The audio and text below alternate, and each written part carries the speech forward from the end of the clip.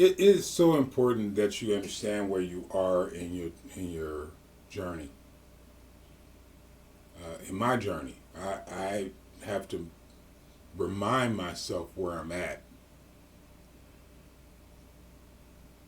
I am a bit of a loner, but when I say that, some people think that means I'm not around people. I'm around the people that I want to be around.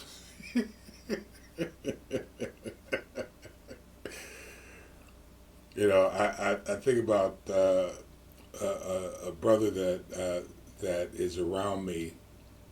He said to me, my daughter said one thing. Said, "Dad, you got to get out and see more people." And I said, "Okay, I'll do that." And then I'll just say his name. I hope he doesn't mind. Dr. Graham said to me, "But you know everybody." I said, "Well, both can be true."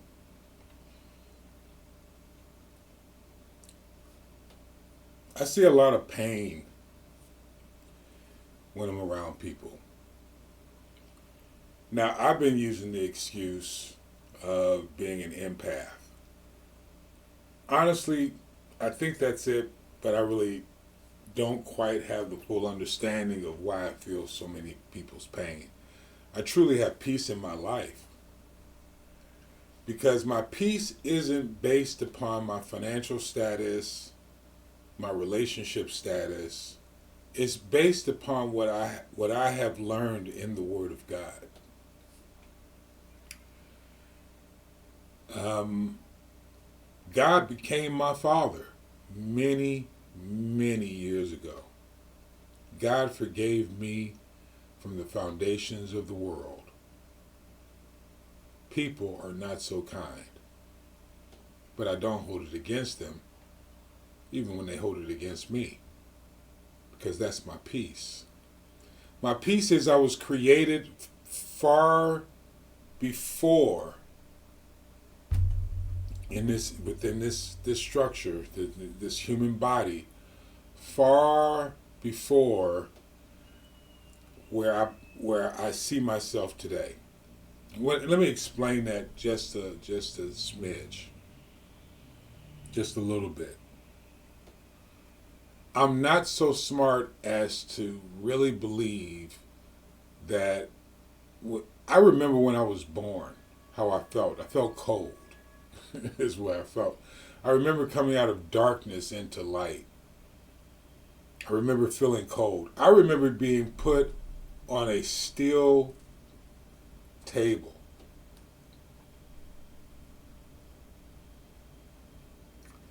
But I have the sense that there was existence even before that. I remember certain things in my life, um, like sitting in a baby chair, like one of those mobile chairs, and looking at my grandmother's lamp and just tripping out on the pattern. Just staring at it and watching the pattern change in my mind. I remember being a child and I think my eyes were dilating so I can see things very small to make them see things very big. I remember getting off on the whole creativity of it all.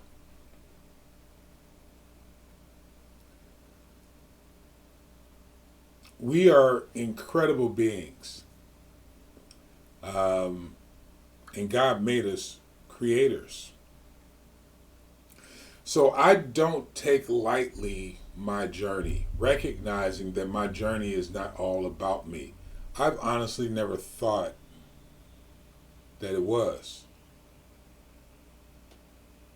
But I've had many people over the years tell me in their own way about me, which made me insecure when I was in my teens, late teens, and 20s and 30s. Then I realized, wait a minute, because I started studying the Bible, these people are just projecting their own fears on me.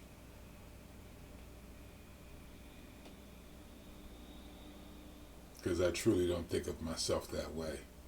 I've made a lot of mistakes in trying to find love and joy and that sort of thing, taking advantage of the power that God gave me when I was a young man.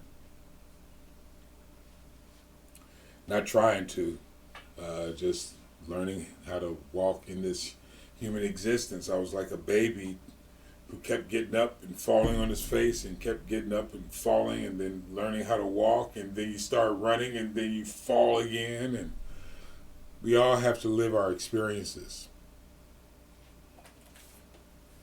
In the book of Exodus, the children of Israel, after being delivered from Egypt, had to go through some life experiences. And maybe sometimes we don't read this word in this way, but I've come to understand that God shows us our journey through the journey of the characters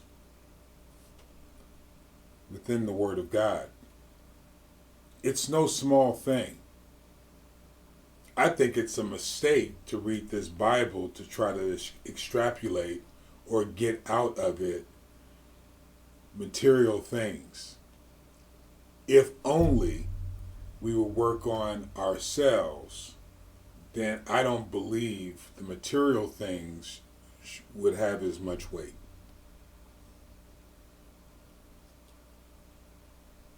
The world's version of success is very, very, very seductive. Because the media, and I dare say some people in our community, will have you think that happiness is wrapped up into the accumulation of these things. And I have not sworn a vow of poverty. I certainly enjoy my car. I certainly want a condo. I certainly want to build on the African continent. I certainly want to have things. It's not the point, though. The journey is all about creating within ourselves a love for the one who sent us and a love for the people in front of us, because our overall mission is to usher in the kingdom of heaven. My Bible says it like this. It actually titles this area as the first battle, but I don't believe it was the first battle. I think the first battle started way before this, but this is a battle with the Amaleks. The Amalek is the Amalek tribe is the son of Esau. This was the first battle together with Joshua being trained, Moses' apprentice, along with her when they had to go down and fight this battle with Amalek. These are desert dwellers. These are guys who were masters of the desert. They lived in the desert. They were nomadic people, a nomadic tribe. They came out of Egypt into their territory. So these people knew how to fight in their territory. Moses went up and stood with his arms out. He had finally learned the lessons of leadership, that he wasn't supposed to fight every battle by himself. So he sent out Joshua, and he told Joshua, he said, choose, and this is important, verse 9, chapter 17, choose us out men. He said, choose us out men. He trusted Joshua to choose out the right men. He also, Moses, understood that it wasn't his battle to fight physically. He's an old man. Number one. But number two, he was the leader. Remember? The rod and his hand. God had to, it was that was God's thing with Moses. Listen, stretch out that rod in our hand. Told him on multiple occasions. What am I supposed to do with these people? Man, stretch out your rod, man. Leadership. Delegate. Jethro later on would come and confirm the word of the Lord directly to him. By telling him, this thing that you're doing isn't good. You need to delegate. Moses had a problem with delegating. Moses wasn't perfect either. In verse 10, chapter 17 of Exodus, verse 10, he says, so Joshua did as Moses had said to him and fought with Amalek. And Moses, Aaron, and Hur went up to the top of the hill.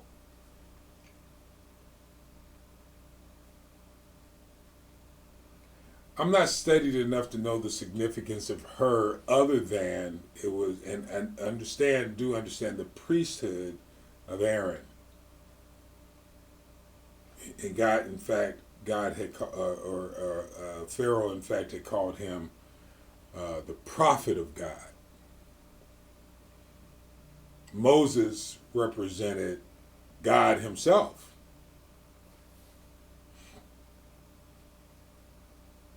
But they were the two men, Aaron and Hur, that held his hands up. In other words, supported the leadership and the service of Moses as Joshua was out there. You have to have a good team. You have to have a good team. If you're going to, do not try to go anywhere without a great team.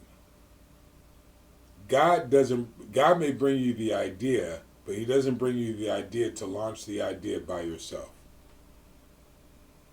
To bring you into the land of Canaan by yourself. If you don't see yourself as Moses, then you'll miss out on the opportunity to build a great team. It's all about the team. It's all about eating together, laughing together, getting angry at each other. It's all about the team. It's not about the idea. These are some of the challenges that I see in the modern day 2023 Christian church. It's all about ideas. It's not about the people. Who has the best idea? Not, let's come together and just work on an idea. One. Let's launch it. In fact, not only let's launch it, let's give Joshua leadership over it.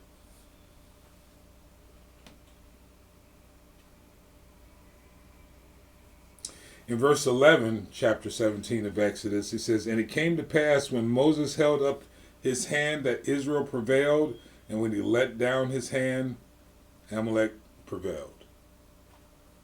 When he held up his leadership, they prevailed. When his arms got tired, or he just decided he didn't want to hold his arms up, then Amalek prevailed. It's important to understand who the tribe of Amalek is. If you look at not only the history of who they come from, but the history of the name itself, and the time of Amalek being born, the mindset of the mother and the father. Amalek meaning sorrow, vexation.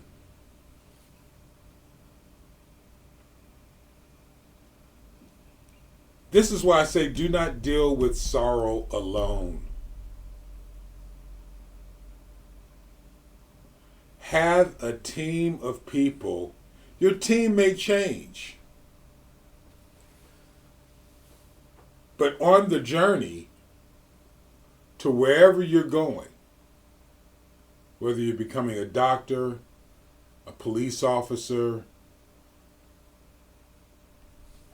whether you're becoming a mayor,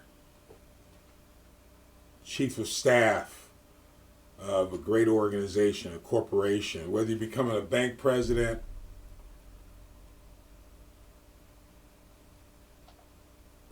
maybe you own a car wash, maybe a hot dog stand, maybe you're a student. Choose the right team of people to put around you and teach you how to hold your hands up. There's so many lessons here. There's the lesson of Moses, there's the lesson of Aaron. Haven't developed the lesson of her. I never honestly thought about it. But then there's the lesson of Joshua as well. Choose us men. What a statement.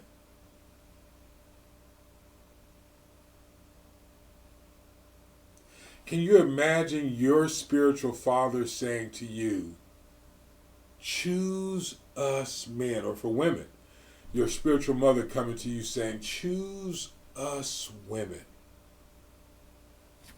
The significance of the relationship, the thread of the generations there.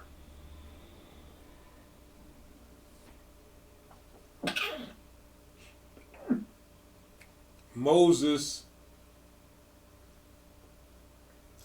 who in reality represented Moses and Aaron and probably her as well, to Joshua to choose us men. He was positioning Joshua to lead. At the same time, testing him. Giving him full opportunity to learn from the absolute best in the world at that time, at least. You know, I could choose other figures that did what Moses did, but that would take us off into a different track in world history. But for Moses to give Joshua the opportunity to lead, absolutely amazing to me. In the midst of their sorrow, choose us men. All we all want to do is be a part of the blessing of getting to Canaan. Just a wonderful, wonderful group of scriptures.